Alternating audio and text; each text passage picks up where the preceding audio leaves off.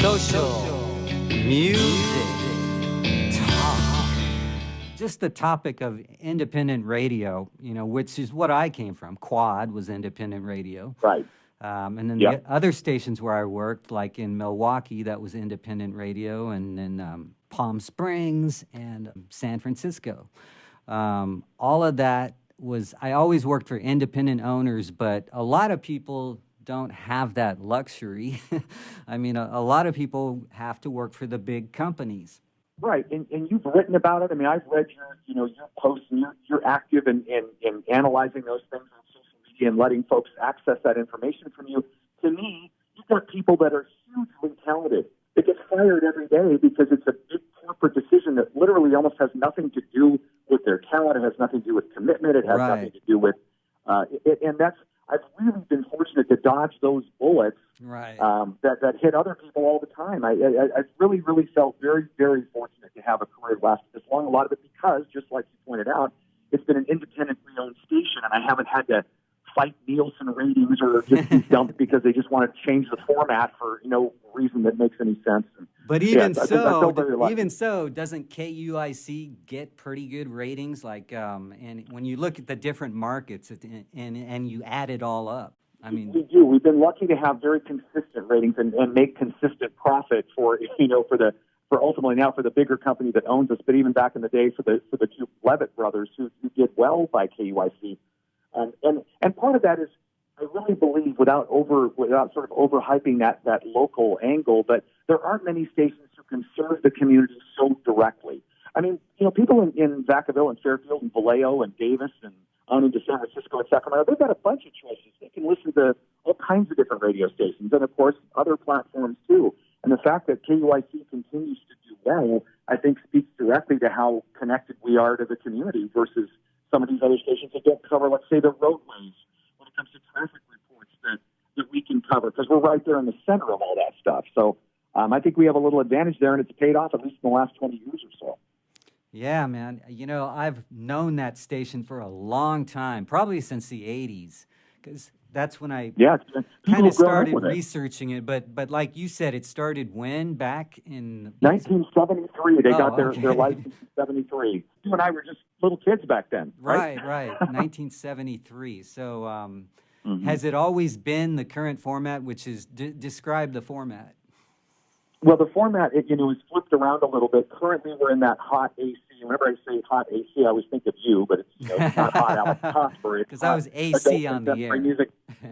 It's AC on the air, right. It's flip-flopped a little bit between softer AC, top 40. They've never been a country station. They've never been a classical station. They've never had an all-talk format. They've always been basically pop music focused. And I think that's probably another consistency that people remember growing up with KUIC. They could always hear the latest hits plus some, older tunes and some sort of evergreen 70s and 80s rock. And right now, that's kind of what we're doing. I like to sneak in my own little favorite 80s tunes because that's cool. Sometimes I feel like our playlist is too conservative. Sometimes I'll mix out. I'm so sick of Aha's Take on Me. I'll drop in The Cure's Friday I'm in Love, or the Depeche Mode or something even some 90s. Yeah, stuff too. Yeah, obviously. That brings up a question. I'm glad the station plays a wide mix of music, because there seems like there's less and less of those kind of stations when I study the national picture, like the AAA format. KFOG used to be AAA, then it went alternative, then it disappeared like last month. And that was one of my all-time favorite stations in San Francisco. KFOG gone. A huge heritage station. People are still talking about that station being vaporized like that. It's still, that's just poor management. They're scratching their heads. Poor management is what I would call that. Maybe not at the programming level. Maybe the programmer, whatever. I don't know the story there, but it's definitely from a high corporate position that allowed that to happen. Allowed a heritage station to just crumble. Yeah, and I'm sure there were times over the years that maybe KUIC was in danger of that to some degree. But again, it's a survivor station, and it's kind of fun to work for a station that has been able to keep navigate and kind of get out of all those landmines and continue to broadcast. Well, that's a really unique station in that sense, because everywhere I turn, it's like it's either a station that's part of a corporation that's deep in debt, like billions in debt. So they're forced to be a very conservative approach to programming. And in other words, playing just like short lists of music and just redundant and, all the things that people complain about if they're music fans. Now, to the average listener, maybe who listens in the car and that's it, like 20 minutes a day, they might want to hear just hits, the biggest hits, like in those 20 minutes, which means you have to keep playing the hits over and over and over again to get that audience. The button-pushing war. But you guys don't really have a button-pushing war audience, right? No, and we don't necessarily have to fight that battle too much either. But I'll tell you, AC, you bring up a really great point that has driven me crazy for years. You may have a different opinion, and I would respect yours, but I tend to disagree with some of what I think is phony research about, how people listen to the radio and how they enjoy things, and that's how we should program rather than using a bit of creativity, or even if you're going to have an overall scope of hot AC, why you burn the same songs into the ground. I get some of the research, but at the same time, I think this is really conservative programming. I mean, it's not going to kill somebody to hear the other 4 songs, this same artist who had 8 top 10 hits. Getting into some redundant thing and having some program director tell me, well, this one, we tested this song and it tests better. I don't know if I believe your test results. I think you may be. Well, I agree with you. If you're trying to say that you cannot just go by record research, I agree with that. You have to use some inspiration, or you're not going to play right. You have to have a theme and a vision, and you have to kind of go with that and move in that direction. At least that's what I did at Quad, and it worked. I was there from 84 to 96 and had good ratings the last 5 years.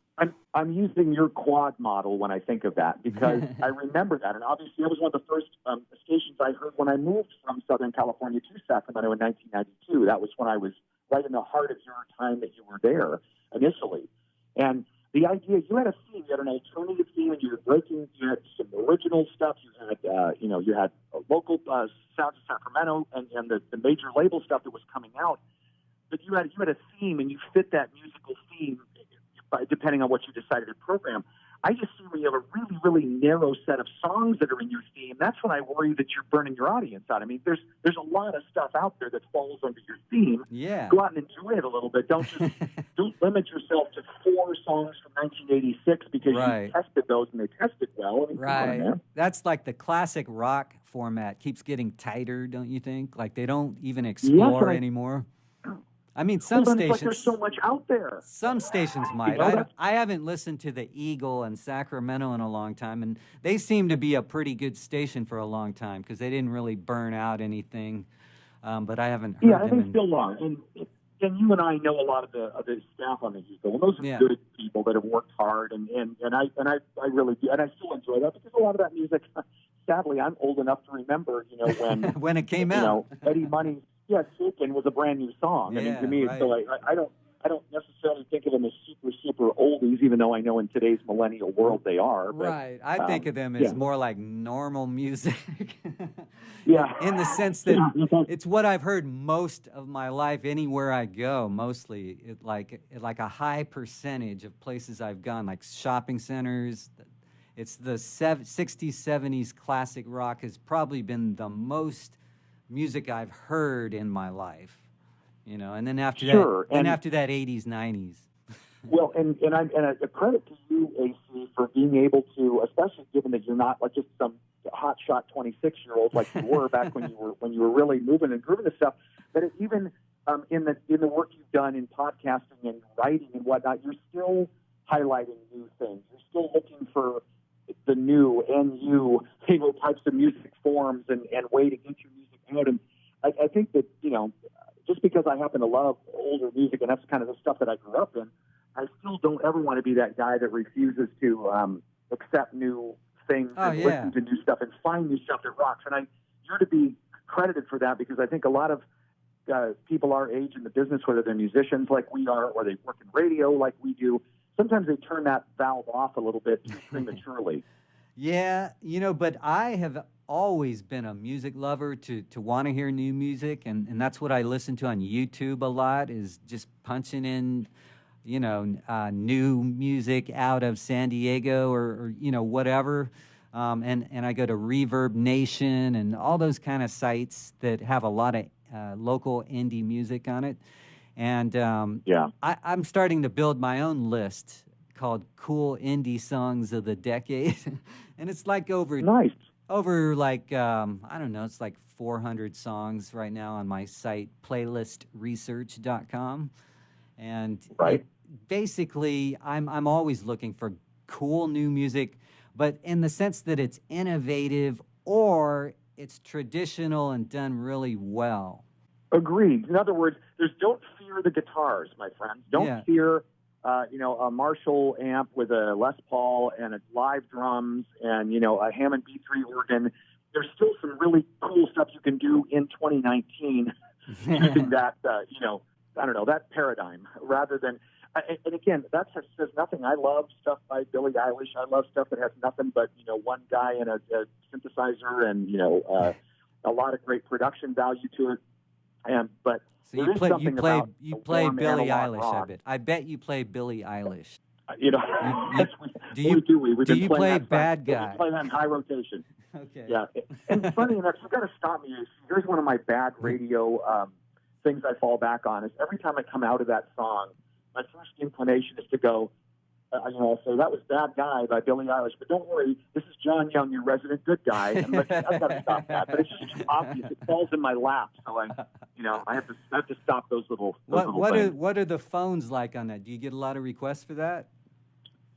We do. More people in our audience, actually, I think they've gotten to where we have younger people who request things. I think a lot of our audience, our older audience, they want to win things from us. They want to connect with us. They want to talk about things they've seen on social media that we posted. So I don't get a ton of, 47-year-olds who want to hear the latest, whatever it is, fill in the blank. Okay, they want to find out, hey, I heard you guys you're giving away tickets to see the Who. When are you doing that? My interactions with listeners tend to be about kind of transactional things, like what can you do for me? Here's what I need from you, kind of thing. And it isn't a lot of song requests, believe it or not. I know that may sound kind of curious, but that's sort of the way it is. Okay, so people just listen, and but I've heard it goes back to the stats. Are they real? But in the 80s and 90s, when I was programming, the common thinking was that 6% of your audience is the most that will ever call your radio station. And I've heard that. I've heard those numbers. That's why you can't just go by requests. Like, you can't just go by any one metric. You have to put them all together and look at the whole thing, and that's what I did. Like, I looked at requests, but also album sales, and back then Pearl Jam was selling really big. They were. In 1991, I'll never see that record again. What's the name of that album? That just, it played and the Stone Temple charts, Pilots and Nirvana and Soundgarden, Alice in Chains. All of that was outselling all the pop stuff. So that's what made me realize, okay, the charts aren't real. I didn't think they were anyway. And that was where you were able to skew.